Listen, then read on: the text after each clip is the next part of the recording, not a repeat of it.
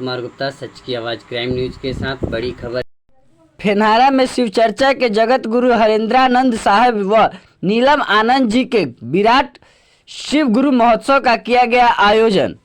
पूर्वी चंपारण के फेनहारा में शिव शिष्य हरेंद्रानंदन फाउंडेशन द्वारा आज 12 जनवरी 2025 को फेनहारा में शिव शिष्य जगत गुरु हरेंद्रानंदन साहब एवं जगत गृहिणी नीलम आनंद जी के अवसर पर प्रत्येक वर्ष की भांति इस वर्ष भी 28वां विराट शिव शिष्य गुरु महोत्सव का आयोजन श्री रूपेश जी की अध्यक्षता में किया गया, जिसमें मंच का संचालन शिव शिष्य श्री संदीप कुमार ने की। वही आज के इस विराट शिव शिष्य महोत्सव का मुख्य अतिथि के रूप में शिव शिष्य अर्चिता लवली आनंद जी, बिहार सरकार के पूर्व मंत्री सह मधुबन विधानसभा विधायक शिव शिष्य माननीय श्री राणा रणधीर सिंह जी एवं फेनहारा के जिला पार्षद आकाश गुप्ता मंच पर विराजमान रहे। इस दौरान विधायक श्री सिंह ने शिव शिष्य श्रीमती अर्चिता लवली आनंद जी को गुलदस्ते से सम्मानित किया एवं फेनहारा के पावन धरती पर उनके आगमन पर आभार व्यक्त किया। वही जिला पार्षद आकाश गुप्ता, मोहन जी, संदीप कुमार, महेश्वर सिंह, त्रिभुवन प्रसाद, विष्णुदेव चौधरी आदि गणमान्य शिष्य श्री आनंद जी के सम्मानित किया। पूर्वी चंपारण फेनहारा से सच की आवाज क्राइम न्यूज संवाददाता श्रवण कुमार गुप्ता की रिपोर्ट। सुनिए इस दौरान श्री विधायक जी ने क्या कहा। रूपेश जी, भाई मनमोहन जी, आदरणीय महेश्वर बाबू, आदरणीय विश्वनाथ बाबू भी पधारे हैं, मैं उनको भी प्रणाम करता हूँ।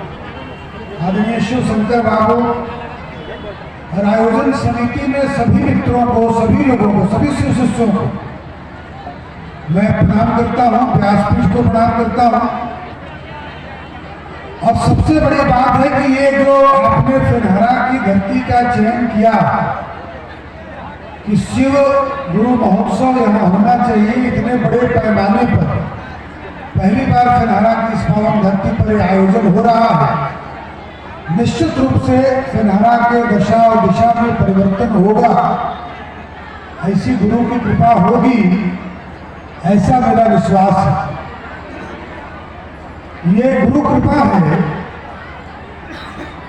और अभी हमारे छोटे भाई आकाश जी जो जिला पार्षद भी हैं, गुरु के आशीर्वाद से उन्होंने कहा कि अभी कह रहे थे, चर्चा कर रहे थे, उनका बहुत सुंदर उद्बोधन हुआ, बहुत अच्छी बातें बताई उन्होंने कि शिव शिष्य के नाते क्या क्या करना है और जीवन में गुरु का क्या महत्व होता है। गुरु अर्थात जो हमारे जीवन में अज्ञानता है, अज्ञानता मतलब अंधकार है, और उस अंधकार से प्रकाश की ओर ले जाने वाली जो शक्ति है, जो हमें प्रेरणा देती है, हमें प्रेरित करती है, और ये काम गुरु का होता है। और जब शिव को, महादेव को ही गुरु मान लिया, तो जीवन में जब उनके प्रति समर्पण हुआ, जब संकल्प हुआ कि शिव हमारे गुरु हैं, तो जिस क्षण संकल्प कर लिया, संकल्प हुई, उसके बाद साधना हुई और फिर सिद्धि। तो जैसे ही गुरु के प्रति संकल्प और फिर समर्पण, तो मन में जो विश्वास, जो भाव आप करेंगे, वो स्वतः पूर्ण होने लगता है और उसका प्रकटीकरण है। अभी आदरणीय किशोर भाई साहब हमारे बगल में बैठे हैं, जब हम लोग चर्चा कर रहे थे, और मुझे भी सौभाग्य है शिव शिष्य होने के नाते, मैं तो बड़ी कृपा समझता हूँ, आज बैठे हैं विश्वनाथ बाबू भवन जी। आज से 15 वर्ष पहले मुझे ये सौभाग्य हुआ कि आप सबकी प्रेरणा से मुझे भी शिव शिष्य बनने का सौभाग्य हुआ।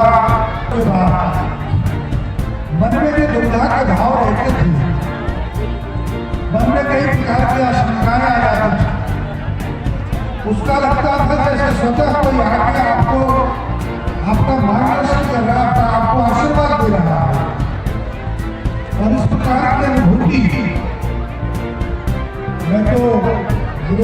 जी को भी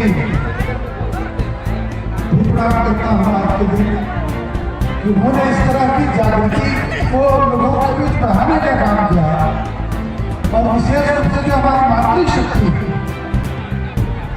जिनको प्रकृति कहते हैं, हमारी मातृशक्ति ही प्रकृति है, नेचर है।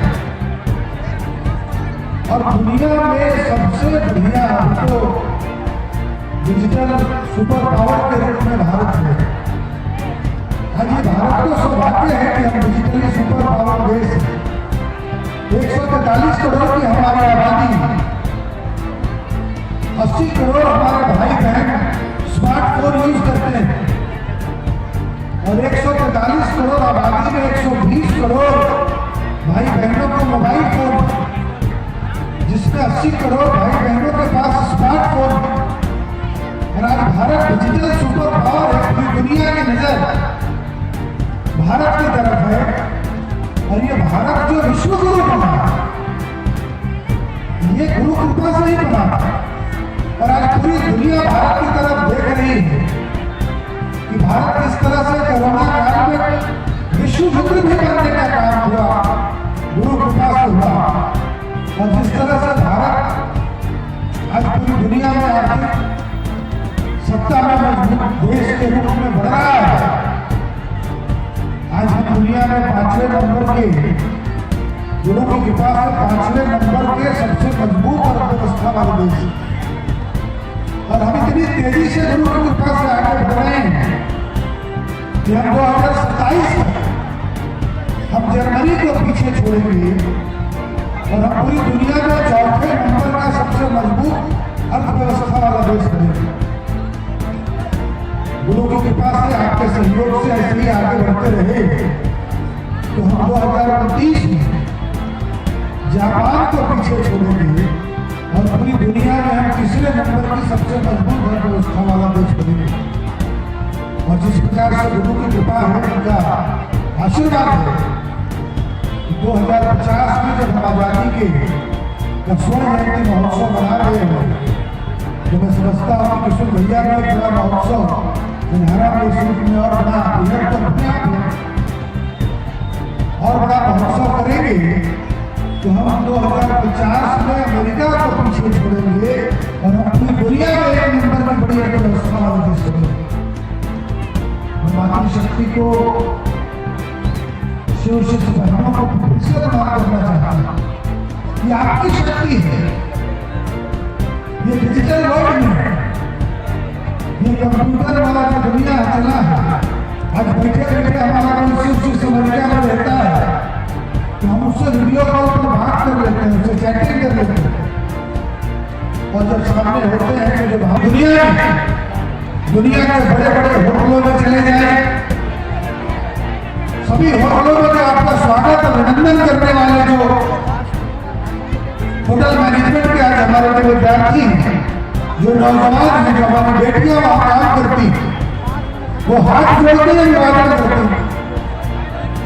और गुरु कृपा से तो हम सब जब एक दूसरे से मिलते हैं तो नमः शिवाय करके ही अभिवादन करते हैं। इतने जब मैं आज आ रहा था और अपने भाई बहनों को खड़ा देखकर मैं तो भावुक आदमी हूँ, भाव बेबल हो रहा और इतना स्नेह और अपनापन के भाव के साथ उन्होंने स्वागत किया, मार्गदर्शन हम सभी भाई बहनों का किया। मैं उनको भी इस मंच से यही से प्रणाम करता हूँ। और आपने सिंघारा के इस पावन धरती, सिंघारा के अभिभावकों के सामने जो आपने आज गुरु की कृपा से जो आचरण प्रस्तुत किया है, जो नौजवान मित्रों के बीच जो अपने आचरण प्रस्तुत किया है, और हमारे माताएं बहनें तो स्वाभाविक रूप से इससे जुड़ी रहती हैं। और इसलिए पूरी दुनिया में माता को सबसे बढ़िया मैनेजर माना गया। फीमेल मैनेजर्स को मां को दुनिया का सबसे बड़ा मैनेजर मानते हैं। आज स्वामी विवेकानंद जी की जयंती है, जिसने जो संस्कार शिव परिवार हमको आपको देता है, जो हमारे परिवारों को मजबूत करने के लिए जो संस्कार हमको माताओं बहनों के माध्यम से हमारे परिवार को संपोषित करने का क्योंकि मजबूत संस्कार से ही मजबूत संकल्प लेते हैं और मजबूत संकल्प से फिर हमारे संकल्पों की सिद्धि होती है। तो ये जो संस्कार के बीज बोए हैं, ये आने वाले समय में भारत को फिर से विश्व गुरु के रूप में, ये गुरु की कृपा से भारत विश्वमित्र है। आज देश के प्रधानमंत्री जी कहीं जाते हैं, दुनिया पर किस उम्मीद की नजर से, भारत पर किस उम्मीद की नजर से पूरी दुनिया देखता है। और आज हम सबका गौरव बढ़ा रहे हैं गुरु कृपा से। आदरणीय प्रधानमंत्री जी हम सबका गौरव बढ़ा रहे हैं। भारत माता का जिस धरती पर हमने जीवन लिया, जन्म लिया, उसके गौरव को बढ़ाने का काम कर रहे हैं। और पूरी दुनिया को यह विश्वास हुआ गुरु कृपा से कि भारत ही ऐसा देश है जो पूरी दुनिया को दिशा दे सकता है। कि भारत ने पहले भी दिशा देने का काम किया है और आने वाले समय में फिर से भारत विश्व गुरु के रूप में स्थापित होकर फिर से दिशा देने का काम करेगा। और पूरी दुनिया ऐसे देखती है, जिसको कहते हैं कि पूरी दुनिया के लोगों में ये भाव आया, पूरी मजबूती के साथ लोग महसूस करते हैं कि मैं बताऊं शक्ति है कितनी पगों में,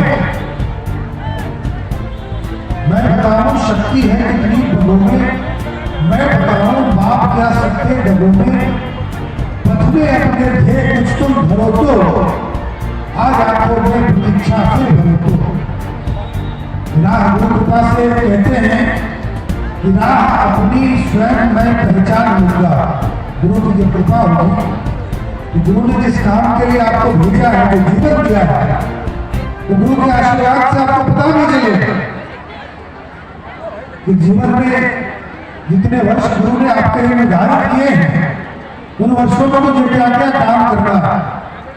कि राह अपनी मैं स्वयं पहचान लूंगा, लाल माँ उठती कि घर से जान लूंगा, कालिमा मेरे द्रवों की तुम हरू तो, आज आंखों में प्रतीक्षा फिर भरू तो। इस भाव से जब हम आगे बढ़ते हैं पूरे समर्पण के भाव से, हम सब शिव शिष्य हैं और जब हमारा समर्पण होता है, सारे जहां का मालिक तेरा ही आशिया है, राजी है उसी में जिसमें तेरी रजा है। जब मन का हो तो कहते हैं कि मानना चाहिए गुरु कृपा हो, और जब मन का न हो तो मानना चाहिए कि गुरु की इच्छा है। क्योंकि कभी शिव जो हमारे गुरु हैं, वो अपने बच्चों का अनहित तो सोच ही नहीं सकते। तो जब आपके मन का हुआ तो उनकी कृपा से हुआ।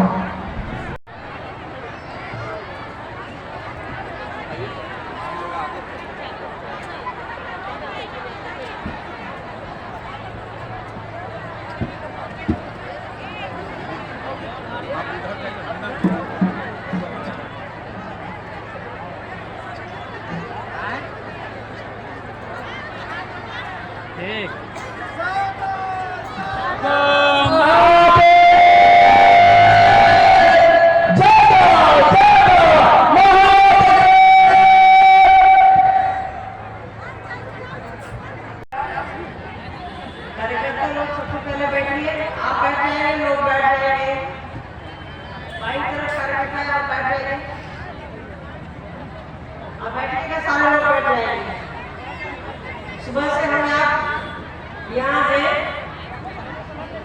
कि महादेव की दया और साहब के आशीर्वाद का परिणाम है। वरना इतनी तेज ठंड थी और आज देखिए गुनगुनी धूप, क्या गुनगुनी से तेज धूप है। हमको और आपको अब लग रहा है कि सर्दी चली गई। ये उस गुरु की दया है, उस गुरु की अहेतु की दया है, जिसकी बात करने को हम आप यहाँ बैठे हैं। दूर दराज से लोग आए हैं, इतनी संख्या में लोग आए हैं। देखिए साहब जो कह रहे हैं उसको ध्यान देना है।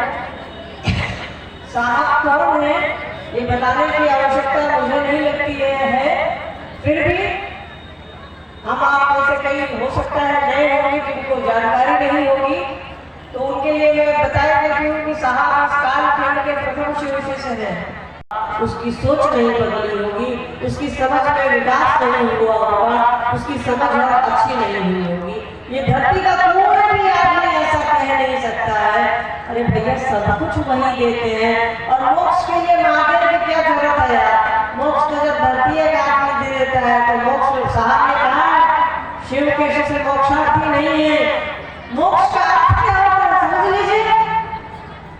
मोक्ष का अर्थ होता है जहाँ हमारा और आपका मन एक ऑर्बिट पर घूमता है। किस ऑर्बिट पर? वो है परमात्मा का। परमात्मा का अर्थ मतलब परमात्मा की दूरी पर हमारा और आपका मन घूमने लगे। जो जगत में रहते हैं जगत में घूमता रहता है। साहब ने कहा है कि शिव के शिष्य रहते जगत में हैं, जीवन जीते हैं, सब कुछ करते हैं पर शिव के साथ करते हैं, शिव को लेकर